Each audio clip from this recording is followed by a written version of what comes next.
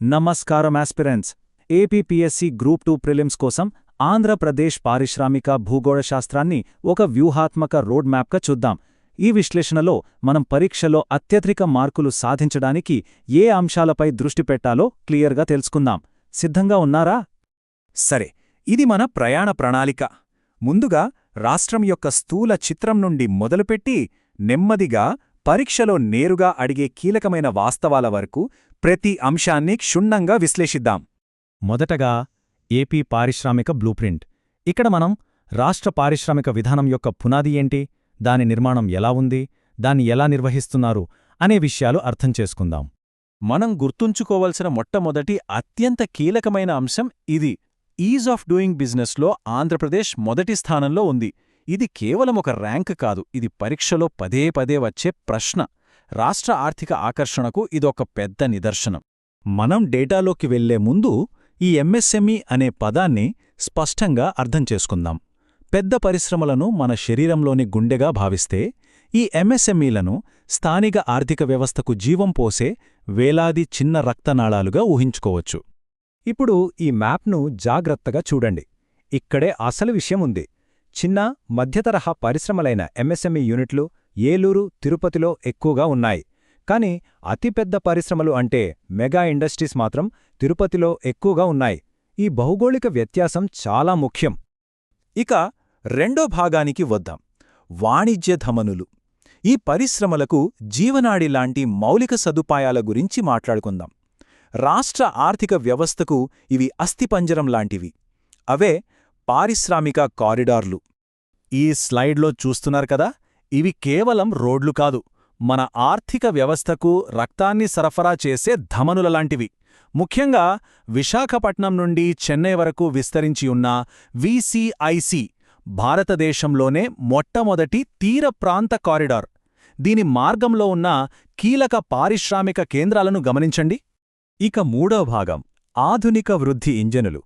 మనం చూసిన ఈ ఆర్థిక ధమనుల వెంట పెట్టుబడులను విపరీతంగా ఆకర్షించేందుకు ప్రత్యేకంగా నిర్మించిన శక్తివంతమైన ఇంజనులు ఉన్నాయి. అవే ఎస్ఈజెడ్లు, శ్రీ సిటీ మరియు ఎన్ఐఎంజెడ్లు. పరీక్ష పరంగా చూస్తే శ్రీ సిటీ ఒక ముఖ్యమైన కేస్ స్టడీ. ఇక్కడ ఉన్న ఇజుజు, ఫాక్స్కాన్ వంటి ప్రధాన సంస్థల పేర్లను ఖచ్చితంగా గుర్తుంచుకోవాలి. అలాగే ప్రకాశం మరియు చిత్తూరు జిల్లాల్లో ఉన్న 2 నిమ్జల లొకేషన్స్ను మ్యాప్లో గుర్తుంచుకోండి. ఇవి తరచుగా అడుగే ప్రశ్నలు. ఈ ఎస్ఈజెడ్ కాన్సెప్ట్ సులభంగా అర్థం కావాలంటే ఇలా అనుకోండి. ఒక ఎస్ఈజెడ్ అంటే హైవే మీద ఒక వీఐపీ లేన్ లాంటిదన్నమాట. ఇక్కడ ప్రత్యేక నియమాలు, పన్ను మినహాయింపులు, సూపర్ ఫాస్ట్ ఇన్ఫ్రాస్ట్రక్చర్ ఉంటాయి. ఇవన్నీ పెద్ద పెట్టుబడులను వేగంగా ఆకర్షిస్తాయి. ఇప్పుడు 4వ భాగానికొచ్చాం, రాష్ట్రవ్యాప్త రంగాల పర్యటన. ఇప్పటివరకు మనం బేసిక్స్, కారిడార్లు చూశాం. ఇప్పుడు రండి, రాష్ట్రమంతా ఒక చిన్న టూర్ వేసి ఏ ప్రాంతంలో ఏ పరిశ్రమలు కేంద్రీకృతమయ్యున్నాయో చూద్దాం. ఈ స్లైడ్ ఒక అద్భుతమైన కథ చెప్తుంది. చూడండి, ఒకవైపు విశాఖ ఉక్కు కర్మాగారం లాంటి బ్రహ్మాండమైన కేంద్రీకృత పరిశ్రమలు, మరోవైపు ఏటికుప్పాక బొమ్మలు, కలంకారీ వస్త్రాలు వంటి మన సాంప్రదాయ కుటీర పరిశ్రమలు. ఈ రెండింటి మధ్య ఉన్న వ్యత్యాసం మన రాష్ట్ర ఆర్థిక వ్యవస్థలోని వైవిధ్యాన్ని చూపిస్తుంది. ఈ పాయింట్ నోట్ చేసుకోండి. సిమెంట్ ఉత్పత్తిలో ఆంధ్రప్రదేశ్ దేశంలోనే అగ్రస్థానంలో ఉంది. ఎందుకు? సమాధానం ఒక్కటే, మన దగ్గర సమృద్ధిగా లభించే సున్నపూరాయి. ఇది పరీక్షలో నేరుగా వచ్చే అవకాశం ఉన్న ప్రశ్న. ప్రధాన ఉత్పత్తి కేంద్రం గుంటూరు. సరే, మరి ఈ 4 ప్రధాన సిమెంట్ జిల్లాలను ఎలా గుర్తుంచుకోవాలి? ఇక్కడొక చిన్న ట్రిక్ ఉంది. GAKK: గుంటూరు, అనంతపురం, కర్నూలు, కడప. పరీక్షా హాల్లో ఒత్తిడిలో ఉన్నప్పుడు కూడా ఈ చిన్న పదం మీకు మార్కులు తెచ్చిపెడుతుంది. వ్యవసాయ ఆధారిత పరిశ్రమల విషయానికొస్తే ఈ చారిత్రక మొదటి అనే అంశాలపై దృష్టి పెట్టండి. ఉదాహరణకు మొదటి స్పిన్నింగ్ మిల్ ఎక్కడా, అలాగే విశాఖపట్నంను ఆంధ్రప్రదేశ్ మాంచెస్టర్ అని ఎందుకంటారు? ఇలాంటివి పరీక్షలో బిట్స్ రూపంలో రావడానికి ఎక్కువ అవకాశముంది. ఇక్కడొక చాలా ఆసక్తికరమైన విషయం ఉంది, మీకు తెలుసా? మన రాష్ట్రంలోని చక్కెర పరిశ్రమ, ముఖ్యంగా ఆంధ్ర షుగర్స్, మన దేశ అంతరిక్ష కార్యక్రమానికి అంటే రాకెట్స్కి ఇంధనాన్ని సరఫరా చేయడంలో ఒక ముఖ్య పాత్ర పోషిస్తోంది. ఇది పరిశ్రమల మధ్య ఉన్న ఊహించని సంబంధాలకు ఒక గొప్ప ఉదాహరణ.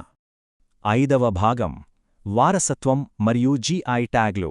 ఇప్పుడు మనం కేవలం పరిశ్రమల గురించి మాత్రమే కాదు, ఒక ప్రాంతం యొక్క ప్రత్యేక గుర్తింపును, నాణ్యతను సూచించే భౌగోళిక సూచిక అంటే జీఐ ట్యాగ్ల గురించి తెలుసుకుందాం. ఇది పరీక్షలో తరచుగా వచ్చే అంశం. ఇందులో మీరు తప్పకుండా గుర్తుంచుకోవాల్సిన విషయం, మన రాష్ట్రం నుండి మొట్టమొదటి జీఐ ట్యాగ్ పొందినది శ్రీకాళహస్తి కలంకారీ. ఈ వాస్తవాన్ని అస్సలు మర్చిపోవద్దు. ఇప్పుడు ఈ స్లైడ్లోని ఇతర కేటగిరీలు చూడండి. వస్త్రాలు, హస్తకళలు, వ్యవసాయ ఉత్పత్తులు. పరీక్షలో జతపర్చండి తరహా ప్రశ్నలో వీటిలో ఏవైనా రావచ్చు. ఇక చివరి అంకానికి వచ్చాం. 6వ భాగం అడ్మినిస్ట్రేటర్ తుది సమీక్ష. సరే, ఇప్పటివరకు నేర్చుకున్న వాటన్నింటినీ ఒకసారి వేగంగా రివైజ్ చేద్దాం. ఇవి మీరు పరీక్షకు వెళ్లే ముందు తప్పకుండా చూసుకోవాల్సిన అత్యంత కీలకమైన అంశాలు. సరే, మీ జ్ఞాపక శక్తికి ఒక చిన్న పరీక్ష. మనం ఇంతకుముందు చర్చించుకున్న ఒక ముఖ్యమైన వ్యవసాయ ఆధారిత పరిశ్రమ గురించి ఈ ప్రశ్న. ఏ జిల్లా ఆంధ్రప్రదేశ్ను భారతదేశపు హవానాగా మార్చింది? ఆలోచించండి. సమాధానం గుంటూరు. ఇది మీ ఫైనల్ రివిజన్ యాక్షన్ ప్లాన్. ఈ 6 అంశాలు మీకు ఖచ్చితంగా గుర్తుండాలి. మీ చివరి నిమిషం సన్నాహాలకు ఒక నిర్మాణమివ్వడానికి ఈ చెక్లిస్ట్ను ఉపయోగించండి. ప్రతి పాయింట్ను టిక్ చేశారని నిర్ధారించుకోండి. ఈ టైమ్లైన్ మన రాష్ట్ర పారిశ్రామిక ప్రయాణాన్ని ఒక కథలాగా చూపిస్తోంది.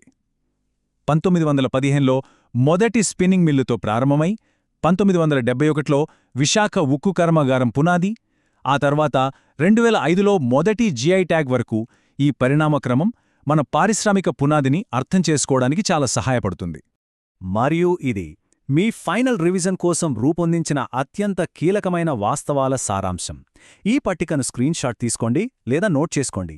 పారిశ్రామిక భూగోళ శాస్త్రం కోసం బ్లూ ప్రింట్ ఇప్పుడు మీ చేతిలో ఉంది. దీన్ని పదే పదే రివైజ్ చేయండి. మీ విజయం తథ్యం. All the best.